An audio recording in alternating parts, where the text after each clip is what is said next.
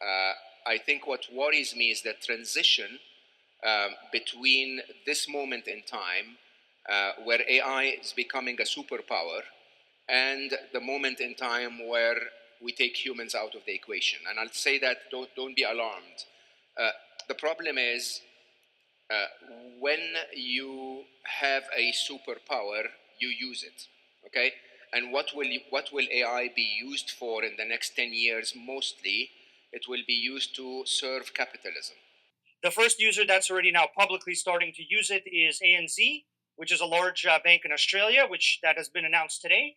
But the blockchain privacy manager is becoming accessible for a small select group of folks. And if you'd like to be part of that group, feel free to come by our booth C40, just here to the left a few steps. The blockchain privacy manager basically creates a layer of protection between your chains and other chains, as well as data systems and your chain. So the blockchain privacy manager is where you can configure what information flows into and out of your chain and what information goes between your chain and other chains. The blockchain privacy manager is configurable with different policies about both the information that can enter and exit your chain. This is quite exciting because, as we all know, privacy has been a deeply lacking quality in the blockchain industry. And this is one of the limiting factors that has kept the capital markets from adopting digital assets and blockchains. The blockchain privacy manager is a set of very robust tools that can allow you to manage the privacy assumptions of everything related to your chain, other people's chains, and so on. It also allows the data from your bank to be selectively placed into certain chains but not others, and allows you to authoritatively manage what information can and can't reach chains from your bank.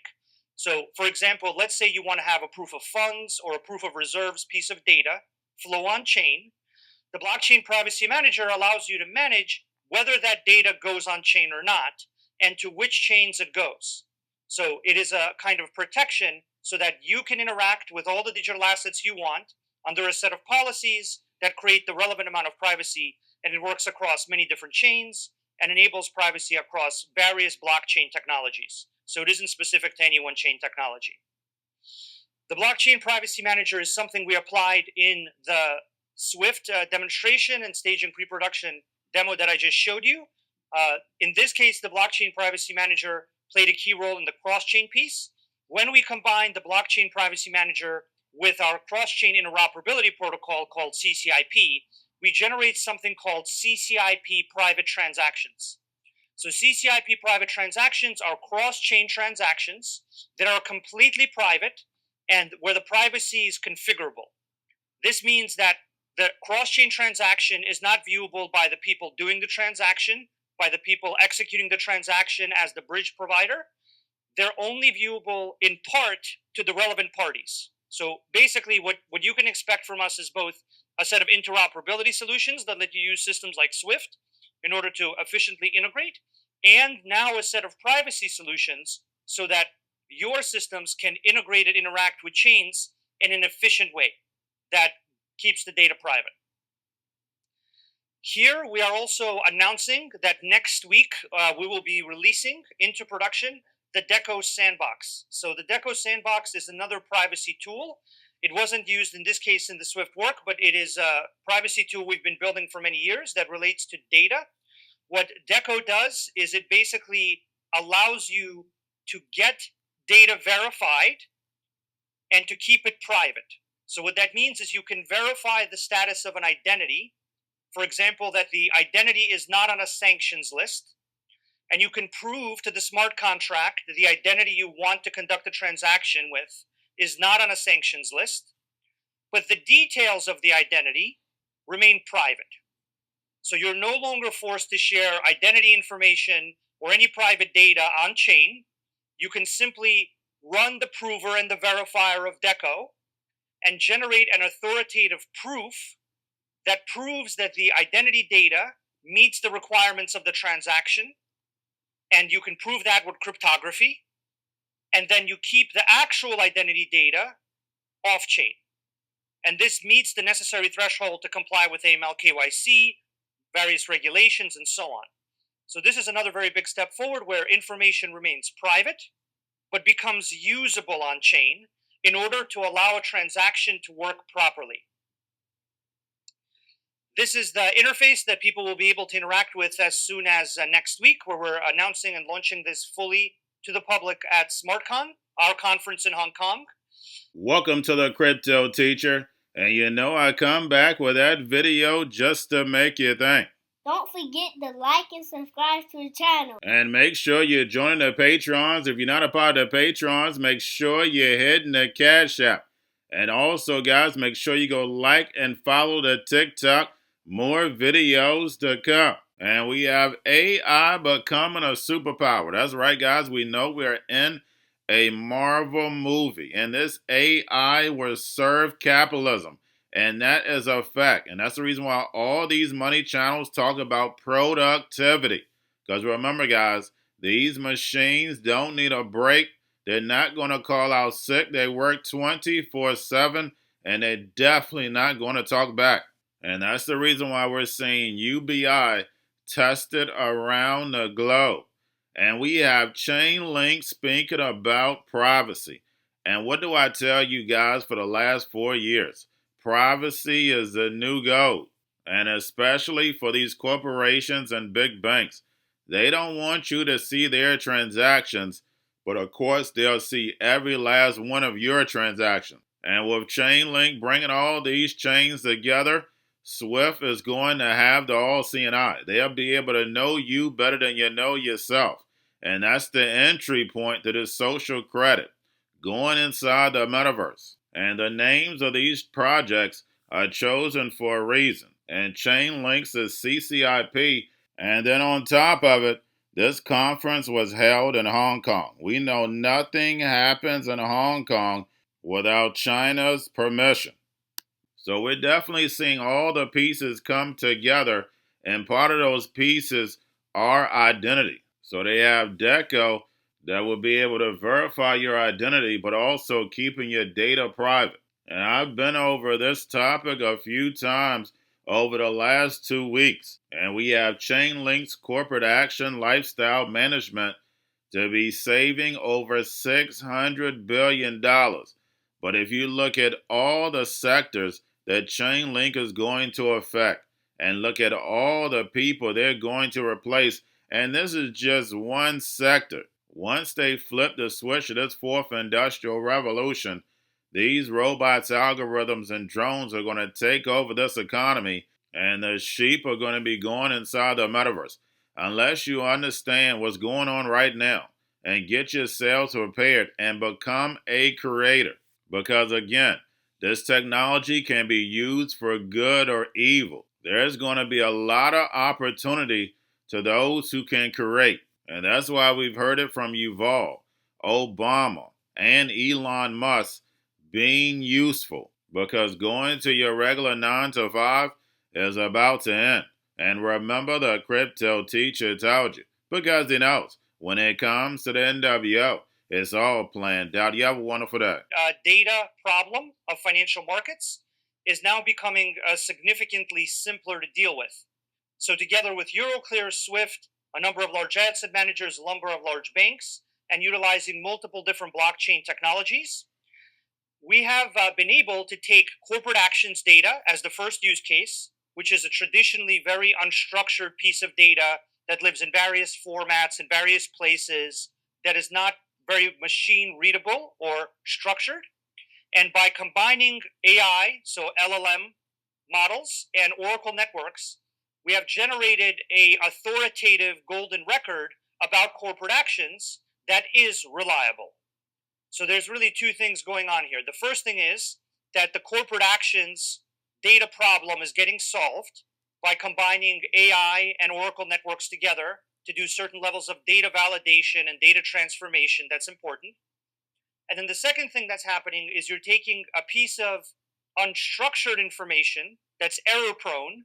The estimates that we see is that corporate action errors cost up to $600 billion a year, and that those problems and those errors are getting eliminated because the unstructured data is becoming structured. Going to a different economy, and we're going to be learning more about that as we go. But clearly, we're learning that things can be done from remote locations. We're learning that technology can replace people even more than we thought.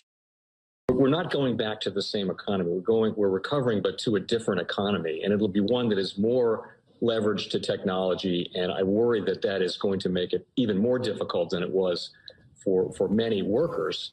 In Silicon Valley, and my friends who work in technology know that what we did to the manufacturing workers, we are now going to do to the retail workers, the call center workers, the fast food workers, the truck drivers, and then even bookkeepers, accountants, insurance agents, lawyers, and on through the economy. So what happened to the manufacturing workers is a very clear sign. And so we'll import Chinese-based CBDC technology. So it's going to be CBDC in a box provided to you by the People's Bank of China. But every stock, every bond, every currency, every commodity, every piece of art, every private business, every piece of real estate will eventually be a token on a blockchain, an entry on a ledger, permanent and immutable.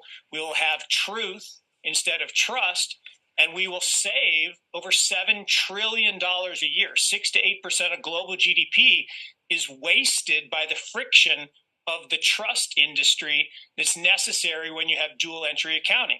With triple entry accounting, which is what a blockchain is, we get rid of all of that friction. It's a beautiful future. Like what you see in China and their social credit scoring systems, right? If we get identity wrong, it could be a tool to enslave humanity. And if we get it right, it could be a tool to liberate humanity. And as an American, I'm obviously rooting for the one that's on the side of freedom. Bitcoin is an international asset.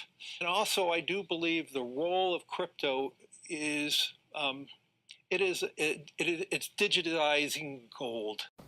I actually believe this technology is going to be very important. Look at it. We have been part of the huge revolution in investing through ETFs. We believe that ETFs will be changing the whole way we invest.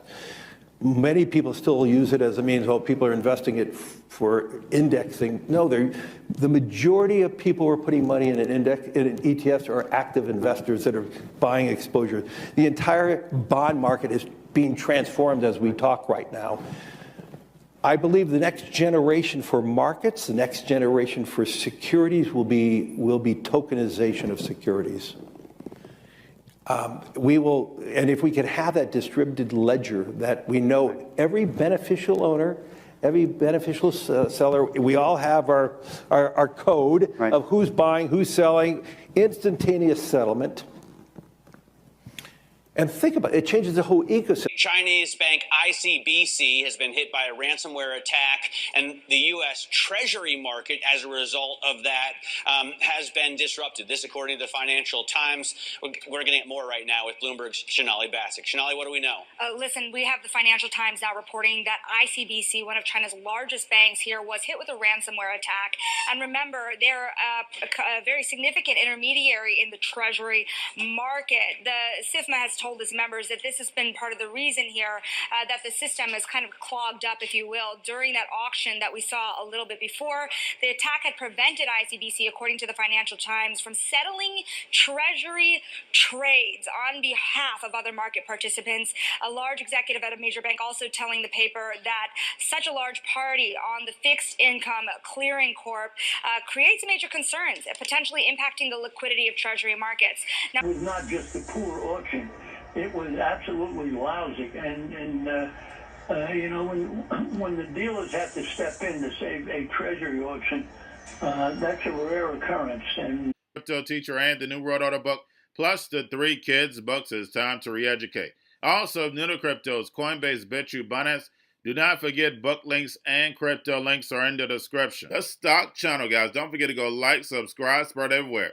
You have your Kobo, your chip stocks, your banking, your gaming. While everybody's sitting at home, get home stocks, the Seaver, the biotech stocks. And while everybody's at home wishing, they were still getting that free money. What are they doing? Drinking and smoking weed. Don't forget about those stocks, and you have a wonderful day. The most powerful person in the world is the storyteller.